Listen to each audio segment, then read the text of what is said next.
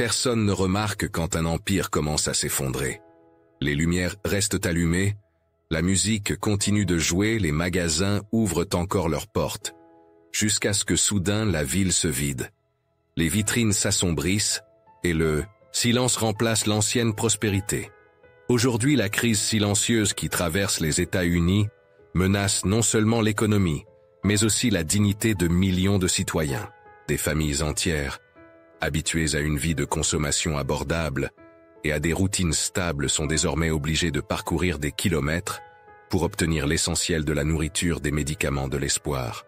Ce qui était autrefois considéré comme un paradis d'opportunités, un territoire où l'on pouvait construire ses rêves à force de travail et de persévérance, est en train de s'effondrer.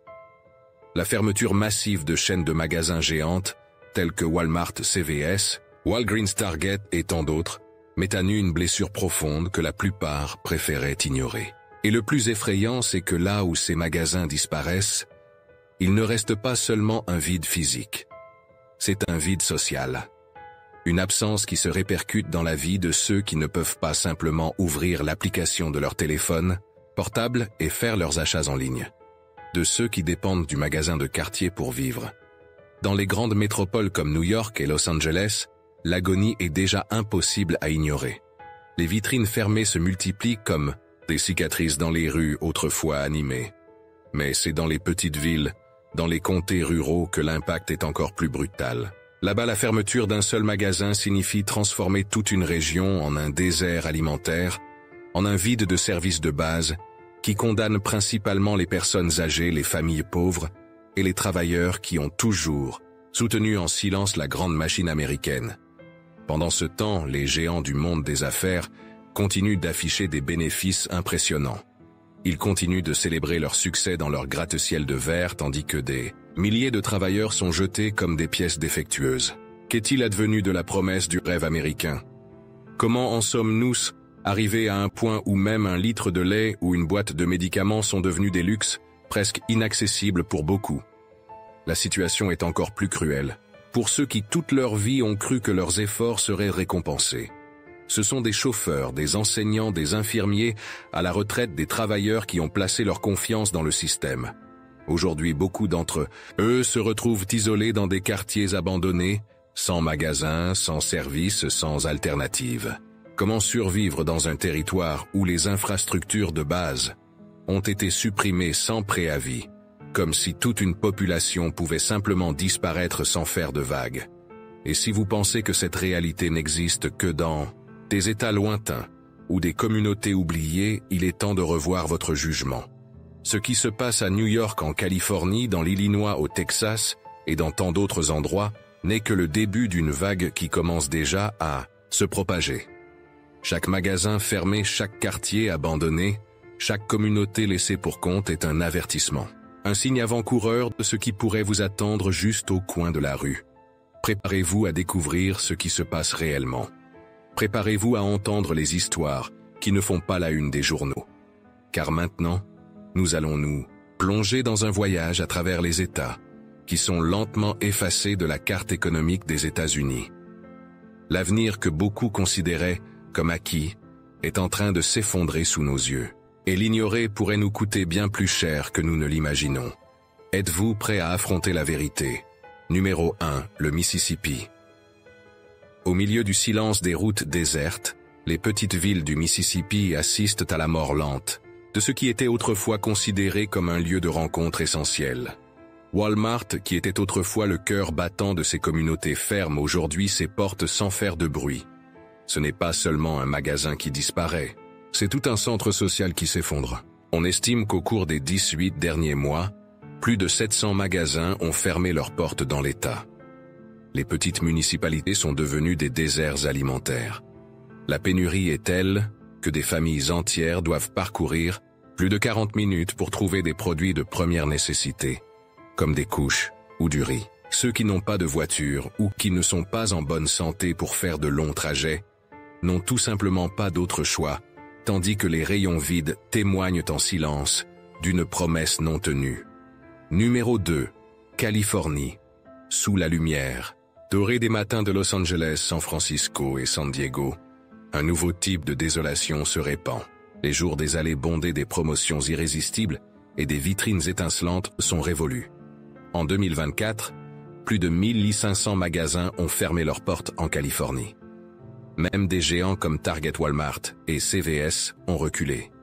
Pour les familles ordinaires, en particulier dans les banlieues, les courses quotidiennes sont devenues une expédition longue et coûteuse. Une mère a raconté les larmes aux yeux qu'elle avait dépensé 338 $ en une semaine seulement pour acheter des produits de première nécessité pour ses 3 enfants. Un paquet de fraises qui coûtait auparavant quelques dollars est aujourd'hui un luxe à 25 $. Le coût de la vie augmente, tandis que l'espoir diminue. Numéro 3, le Michigan. À Detroit, Flint et Grand Rapids, ce qui était autrefois un paysage stable se transforme aujourd'hui en ruines silencieuses. Les usines automobiles, les marchés toujours animés, tout semble être un lointain souvenir. Dans les quartiers qui faisaient autrefois la fierté de la classe ouvrière, des magasins comme Walmart, CVS et Walgreens ont disparu, laissant derrière eux des vitrines sales et des portes fermées. À Flint, il faut parfois rouler plus de 45 minutes pour acheter du lait ou du pain. Pour les personnes âgées et les familles à faible revenu, chaque sortie au supermarché est devenue un effort monumental. Le Michigan, qui symbolisait autrefois la puissance de l'industrie américaine, expose aujourd'hui la fragilité d'une structure qui semblait inébranlable. Numéro 4. Le Texas. Terre d'opportunités, de centres commerciaux animés de promesses d'une vie abordable, le Texas ressent également les premiers signes d'une érosion silencieuse. Même des villes prospères comme Austin et Houston voient leurs magasins disparaître les uns après les autres. En 2024, plus de 300 grands magasins ont fermé leurs portes dans tout le Texas. Walmart, Walgreens, Dollar Tree et CVS ont principalement abandonné les banlieues et les quartiers défavorisés. Les habitants sont désormais confrontés à un choix cruel: payer des prix exorbitants dans les quelques magasins restants, ou se lancer dans de longs trajets pour trouver des produits de première nécessité. Pour beaucoup, la perte de ces magasins signifie bien plus que le manque de produits. Elle représente l'effondrement silencieux de communautés entières. Numéro 5. Le Nevada. Bien au-delà des lumières scintillantes de Las Vegas, il existe une réalité que peu de touristes connaissent. À quelques minutes du centre-ville, des quartiers entiers sont confrontés à la fermeture quasi totale des magasins essentiels. Entre 2022 et 2024, le Nevada a perdu plus de 410 grands magasins. Walmart, Walgreens, Office Depot et Big Lots ont disparu, laissant derrière eux des zones fantômes. Dans des quartiers comme North Las Vegas et Henderson, ceux qui travaillent aux deux nuits dans les casinos n'ont désormais plus où acheter leurs provisions après le travail.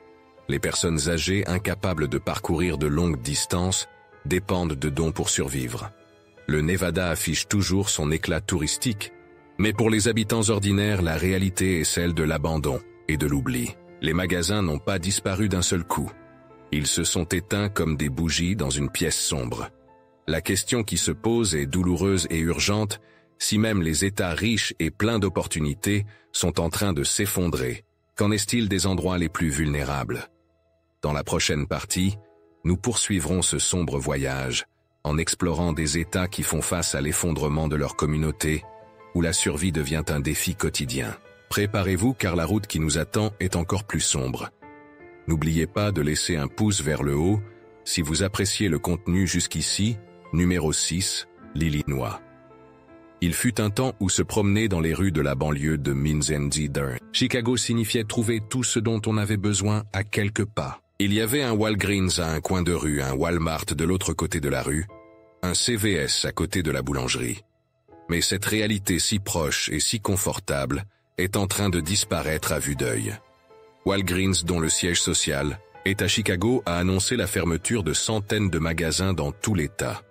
CVS suit la même voie, s'éloignant des quartiers à revenus moyens et des communautés de personnes âgées. Les justifications sont toujours froides: réduction des coûts, ajustement stratégique. Mais les conséquences sont brutales. Lorsqu'un magasin ferme, ce ne sont pas seulement les produits qui disparaissent, mais aussi des dizaines d'emplois, des dizaines d'histoires de vie qui dépendaient de cette structure. Pour les habitants, Il reste le défi quotidien de traverser la ville parfois en voyageant plus de 40 minutes pour se procurer des aliments frais. Numéro 7, Pennsylvanie. Au cœur de l'ancienne industrie américaine, des villes comme Pittsburgh, Scranton et Allentown sont devenues les symboles d'un abandon silencieux. La gloire des anciens pôles sidérurgiques et ferroviaires a cédé la place à des rues désertes, où la fermeture des magasins est devenue une routine douloureuse. Entre 2022 et 2024, plus de 700 magasins ont fermé leurs portes dans l'État. Walmart, CVS, Walgreens et Dollar Tree ont laissé des quartiers entiers sans alternative. L'inflation des loyers commerciaux dans les centres-villes ajoutée à la fuite des entreprises vers des États voisins, comme l'Ohio et le New Jersey, a condamné de nombreuses communautés à une existence précaire. Pour les familles qui résistent encore, chaque sortie au supermarché est une bataille contre des prix abusifs et des produits de qualité de plus en plus douteuses. Numéro 8, Géorgie. Dans les petites villes de l'intérieur de la Géorgie, le sentiment d'abandon est presque palpable. Là où se trouvaient autrefois des supermarchés, des pharmacies et des magasins populaires, il ne reste plus que des terrains vides et des structures fermées. En seulement 2 ans, des centaines d'établissements ont fermé leurs portes.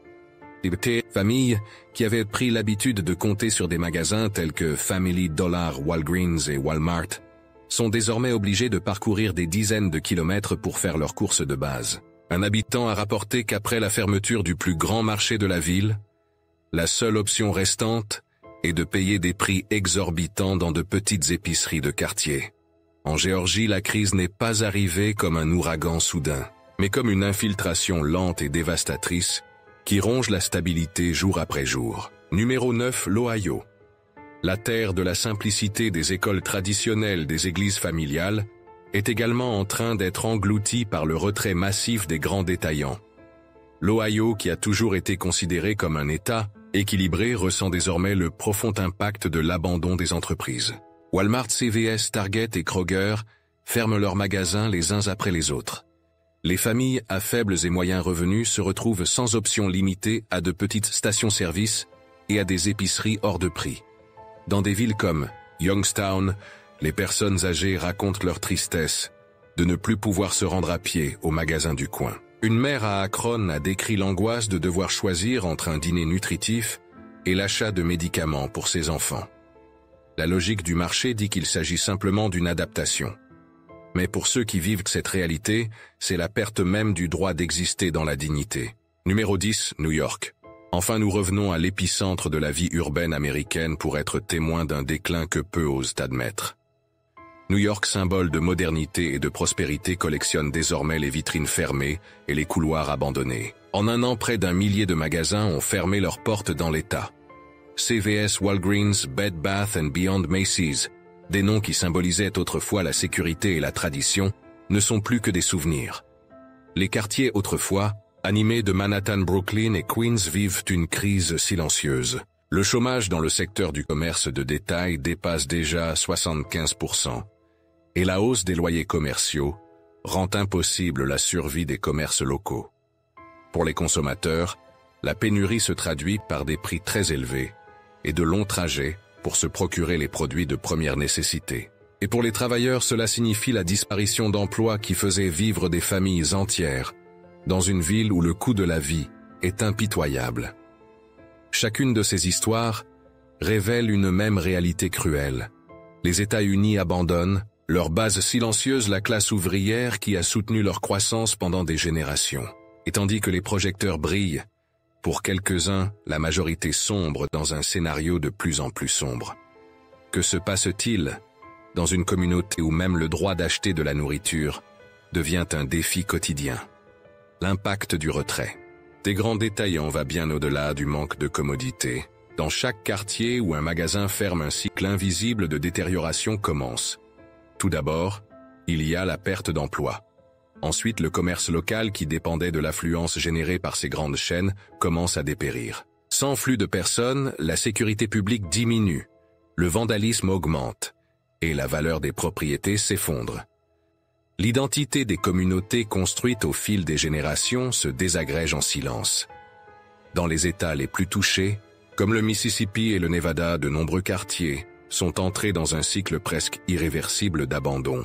Les jeunes partent à la recherche de meilleures opportunités, tandis que les personnes âgées, celles qui ont contribué à construire ces villes, sont laissées pour compte dépendantes de réseaux de soutien fragiles ou inexistants. Sans supermarché, pharmacie ou centre communautaire, la vie devient un combat permanent. Les aliments sains deviennent inaccessibles, imposant un régime alimentaire basé sur des produits industriels coûteux et de mauvaise qualité. Les maladies se multiplient, la mortalité précoce augmente. L'espoir d'une vieillesse digne disparaît. Les enfants qui devraient grandir entourés de choix de culture et de vitalité vivent désormais dans des quartiers où il n'existe même pas d'espace sûr pour jouer. Dans des États comme le Michigan et la Pennsylvanie, les familles doivent choisir entre remplir leur garde-manger ou payer leurs factures d'électricité. L'idée d'acheter des fruits frais, de la viande de qualité ou des médicaments est devenue un luxe réservé à quelques-uns. L'éducation en pâtit car les élèves mal nourris et les familles en situation de stress financier ont plus de difficultés à maintenir un niveau scolaire satisfaisant. Ainsi, ce qui semblait n'être qu'une crise du commerce de détail se transforme en un gouffre social où chaque génération est poussée encore plus bas. Dans des endroits comme la Géorgie et l'Ohio, la disparition des magasins ne représente pas seulement l'effondrement de la consommation. Elle représente la faillite d'un contrat social tacite qui soutenait la cohésion de la vie quotidienne. Sans centres commerciaux, les rencontres entre voisins se font rares. Les réseaux de soutien entre les familles s'affaiblissent. Les petites interactions quotidiennes qui formaient le tissu social se rompent. Peu à peu, le sentiment d'appartenance disparaît et avec lui la capacité d'une communauté à se relever. À New York, où la grandeur et l'éclat ont toujours masqué les fissures sociales, la réalité actuelle expose une blessure qui saigne depuis longtemps. Même au milieu des gratte-ciels et des mouvements financiers qui se chiffrent en milliards, des milliers de familles se trouvent aujourd'hui dans une lutte, désespérée pour conserver un peu de dignité. L'abondance existe, mais elle est de plus en plus concentrée entre les mains d'une minorité. Pour la majorité, il ne reste que les miettes d'une grandeur passée, tandis que la promesse d'une ascension sociale s'évapore comme de la fumée. Et, pendant ce temps, les grandes entreprises continuent de propager des discours sur l'innovation, la responsabilité sociale et la croissance durable. Des discours froids et éloignés de la douleur qui se répand dans les rues de Détroit, dans les quartiers oubliés de Las Vegas, dans les villages silencieux du Mississippi. Car en fin de compte, pour ceux qui ont déjà été oubliés, aucun discours ne peut apaiser la faim. Aucune campagne publicitaire ne peut leur rendre leur dignité perdue. Nous assistons à la construction de deux États unis. L'un fait pour ceux qui peuvent s'adapter, payer, consommer et croître, et l'autre sombre et silencieux pour ceux qui ont été jetés sans ménagement, comme des rouages d'un engrenage qu'il n'est plus intéressant de maintenir. Mais la question qui résonne de plus en plus urgente est la suivante: qui sera le prochain? Quel quartier, quelle ville, quel État verra ses lumières s'éteindre, ses magasins, fermer ses communautés, se dissoudre sous les yeux fatigués de ceux qui tentent encore de résister? Ce qui a commencé comme une succession de fermetures silencieuses s'est révélé sous nos yeux comme l'un des plus grands symptômes de la décadence sociale des États-Unis modernes. New York, Californie, Texas, Mississippi, Nevada, Michigan, Illinois, Géorgie, Pennsylvanie, Ohio. Chaque État, chaque ville, chaque quartier raconte la même histoire, celle d'un peuple lentement oublié par ceux qui lui avaient promis le progrès mais qui lui ont livré l'abandon. La disparition des grands détaillants n'est pas seulement un changement économique. C'est le retrait d'un pilier invisible qui soutenait la vie quotidienne de millions de personnes ordinaires. Des personnes qui ne recherchaient ni luxe ni privilège, elles cherchaient simplement à vivre dans la dignité, avec accès aux besoins fondamentaux de la vie: nourriture, médicaments, rencontres avec leurs voisins, petites joies, qui construisaient le quotidien de toute une nation. Alors que les vitrines se ferment et que les rayons se vident, une question persiste résonnant dans les allées vides et les rues silencieuses qui prend soin de nous. Dans un pays qui s'est toujours enorgueilli de sa capacité à offrir des opportunités à tous, une nouvelle réalité se dessine. Une réalité où le fossé entre ceux qui ont accès à tout et ceux qui ont été laissés pour compte se creusent chaque jour davantage. Il ne s'agit pas seulement de New York ou de Detroit, de Las Vegas ou de Jackson. Il s'agit de quelque chose de beaucoup plus grand. Une transformation structurelle qui redéfinit qui est vu, qui est entendu, qui est valorisé. Et aussi qui est ignoré, réduit au silence et effacé. Chaque magasin qui ferme, ce n'est pas seulement une porte qui se ferme. C'est une famille qui perd son emploi. Une personne âgée qui perd l'accès à ses médicaments. Un enfant qui grandit sans savoir ce que c'est que de vivre dans une communauté dynamique et accueillante. Chaque enseigne lumineuse qui s'éteint, c'est aussi un morceau de l'âme collective d'une ville, d'un État, d'un pays tout entier qui s'éteint. Et la question qui ne peut plus être reportée est la suivante. Jusqu'à quand? Jusqu'à quand allons-nous assister en silence à l'érosion de nos propres fondements? Jusqu'à quand allons-nous accepter que les promesses de prospérité et d'égalité soient remplacées par des couloirs déserts et des vitrines vides? La réalité est dure et la fuir ne l'empêchera pas de frapper à votre porte. Peut-être avez-vous encore tous les magasins dont vous avez besoin près de chez vous. Peut-être pouvez-vous encore choisir où acheter, comment vivre, comment rêver. Mais demain, votre quartier, votre ville, votre État ne seront-ils pas eux aussi sur la liste des prochains à être oubliés? C'est pourquoi il est temps de se réveiller, de regarder autour de soi, de se poser des questions, de prendre position. Maintenant, nous voulons vous entendre. Dans quel état vivez-vous? Les magasins de votre région résistent-ils encore, ou ressentez-vous déjà les signes de l'abandon, vous? Ou un membre de votre famille, avez-vous été touché par ces changements silencieux? Laissez votre commentaire ci-dessous. Partagez votre histoire. Votre voix est importante, car elle montre qu'il y a encore des vies réelles derrière chaque chiffre. Chaque statistique froide. Si ce contenu vous a fait réfléchir, n'oubliez pas d'aimer la vidéo, de vous abonner à la chaîne et d'activer les notifications pour suivre nos prochaines enquêtes. Partagez cette vidéo avec ceux qui, selon vous, ont besoin de voir ce qui se passe. Car ensemble, nous pouvons faire en sorte que ces histoires ne tombent pas dans l'oubli. L'abandon peut être silencieux, mais la résistance, elle ne l'est pas.